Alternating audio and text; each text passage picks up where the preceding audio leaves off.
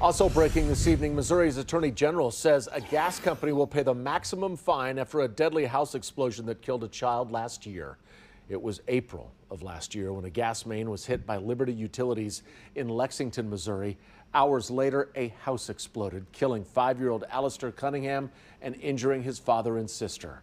KCTV5 investigative reporter Samantha Boring joins us now live in studio. So, Samantha, what's the Attorney General saying about how this might prevent future tragedies? Well, Brad, we know the Cunningham's home was destroyed along with so many neighbors dealing with damage, but it also was just the mark this devastating situation left on this community. And while this can't bring back Alistair or their home, the Attorney General says this penalty can help drive change. Attorney General Catherine Hanaway says Liberty Utilities falsely told an excavator all gas pipelines had been marked at the Lexington job site.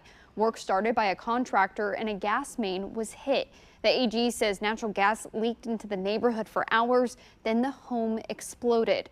The $30,000 fine is the maximum penalty for violation of the Missouri Underground Facility Safety and Damage Prevention Act. The AG says Liberty dispatched a locator to mark facilities, but markings were inaccurate due to a mapping error. And the court agreed. Not only is the company paying that money, they also have to remap all their gas lines in Lexington to prevent future tragedies.